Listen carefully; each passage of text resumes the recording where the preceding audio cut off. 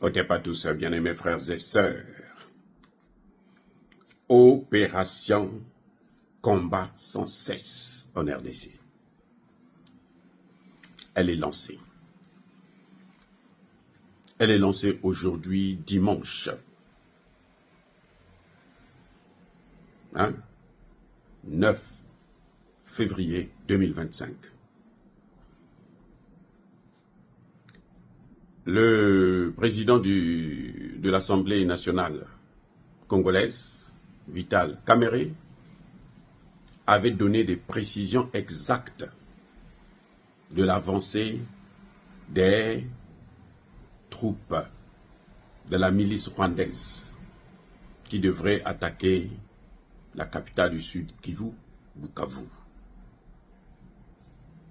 Mais ils ont été accueillis ce matin. Dans la journée d'aujourd'hui, ils ont été accueillis.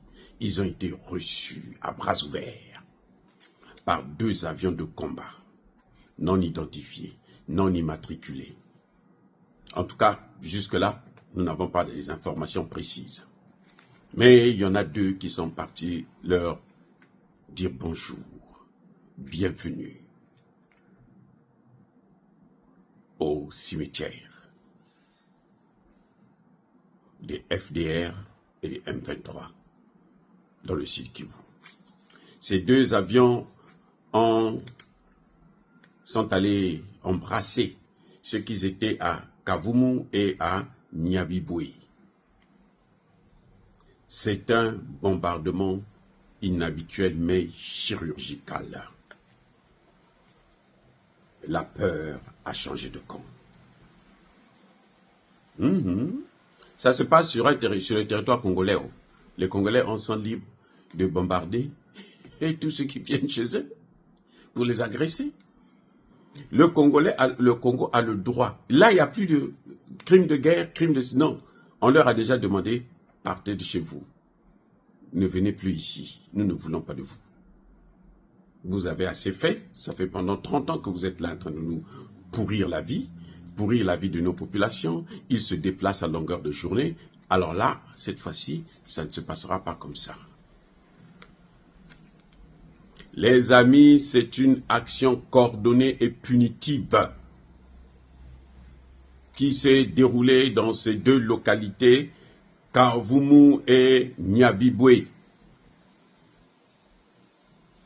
Les 2 avions ont rasé le secteur. Ils ont balayé ces hommes. Ils ont balayé ces merceaux. Ils ont balayé ces terreaux. Et c'est ce qu'on appelle chez nous Kakodila. Il n'y a que des pleurs. La Croix-Rouge et la MONUSCO sont pour une fois dépassés. Maintenant, ils se disent, mais qu'est-ce qui se passe ici? Ces 2 avions n'ont pas obéi au brouillage du GPS. Ça n'a pas marché. Ils ne s'attendaient pas à ça. Ils étaient regroupés à plus de 10 000 hommes. Plus de 10 000 hommes s'apprêtaient à attaquer Bukavu. Donc, le bilan, on attend encore la Croix-Rouge parce que ça va prendre du temps, ils sont nombreux. Les amis, ça va prendre du temps, ils sont nombreux. Ceux qui ont été déchirés, amputés, où la tête est partie ailleurs, où les jambes sont parties ailleurs, c'est un malheur, un nettoyage, un savonnage. Paul Kagame, aujourd'hui, il va pleurer. Mais, comme par hasard, vous savez quoi? Il y a une autre particularité. Et ça, c'est bien fait pour Tshisekedi. J'espère qu'il a compris la leçon. La majorité, la grande majorité de ceux qui voulaient intervenir dans le Sud Kivu ne sont pas des Rwandais. Ce sont des Ougandais. Imbi Meboa. C'est maintenant compliqué. Pessim Boaim Boakumanga. Les amis, He give a dog say, this one, I don't want it. Cette fois-ci, on se rend compte que la plupart de ceux qui sont tombés sont des Ougandais. Les Rwandais, en fait, les Rwandais sont beaucoup plus tombés à Goma et ils continuent à aller vers Goma. Ils voulaient que les autres, là, les Ougandais, puissent prendre le sud, comme ça ils vont regrouper. Le fils de Kagame avait dit dans son, quelque part là, comme la drogue, il dit que nous allons changer les frontières. Les Tutsis vont changer les frontières de la RDC. Ça, c'est le fils de Museveni, qui est chef d'état-major de l'armée ougandaise. C'est lui qui dit, nous allons, maintenant qu'ils sont rentrés dans Goma, nous on va prendre le sud Kivu et on va les réunifier et on va aller de l'avant. Maintenant, le général, le gouverneur militaire de l'Ituri, vous avez compris la leçon?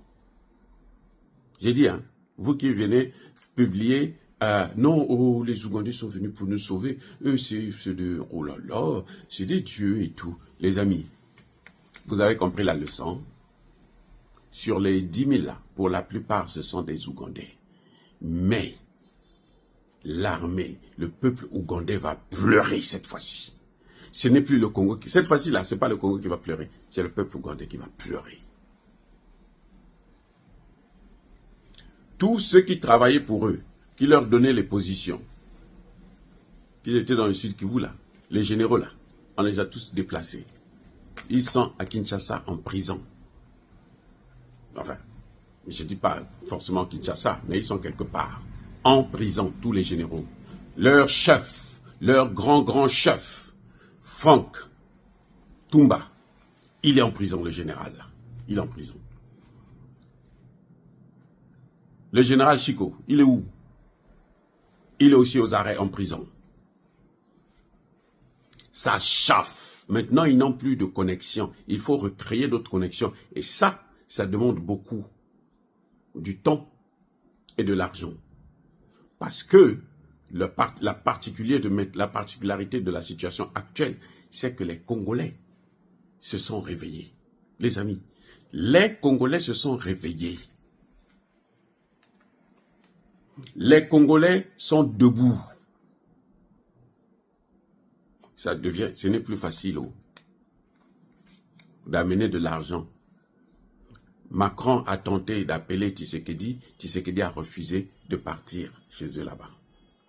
Question maintenant pour Kamere. Comment il a su avec précision où se trouvaient les terroristes? Lui, il est à Kinshasa. Et cette information-là, le président n'a pas cette information. C'est lui qui donne l'information aux députés pour dire que le nord, le sud aussi va être pris maintenant. Ça y est, c'est fini. Nous, on est obligé de négocier pour qu'on donne ça au Rwanda. Monsieur Kamere doit justifier. Il faut dans l'immédiat l'arrêter. L'arrestation de Kamere s'impose. L'attaque était imminente. Mais là, ça va être difficile qu'ils réussissent, qu'ils fassent cette attaque-là encore. Parce que ceux qui sont restés là, ils savent ce que les autres ont subi. Ils n'ont même pas le temps de les prendre. On ne sait pas s'ils ont pu fuir. On ne sait pas. Mais nombreux sont restés là. La Croix-Rouge et la MONUSCO, s'ils sont sincères pour une fois, ils vont venir nous donner les chiffres exacts. Bien-aimés frères et sœurs, nous saluons le travail fourni par le général Pacifique Masunzu et tous ses collaborateurs. Nous saluons le travail de tous nos FARDC et tous nos patriotes Wazalendo. Ça, ce sont les grands. Ça, c'est ma préférence. De toutes les façons, vous savez. Ceux qui me suivent savent déjà que moi, je les adore. Ils sont adorables. Ils sont adorables. Il n'y a pas d'autre chose à dire. Ils sont, j'ai dit, répétez, adorables. Les Wazalendo sont adorables. Voilà. Parce que le travail qu'ils font là, c'est le travail que devaient faire ces généraux là, les Frank Tumba et les autres. C'est le travail qu'eux, ils sont en train de faire. Et ils le font, vous savez comment? Gratuitement. Mon Dieu. Mon Dieu. Comment c'est beau. C'est beau de voir de telles personnes encore chez nous en Afrique. C'est beau. C'est beau. C'est-à-dire qu'on ne peut pas dire autre chose. Que la seule chose qu'on peut dire, c'est beau. Ils sacrifient leur vie pour leur pays. Volontairement. C'est incroyable.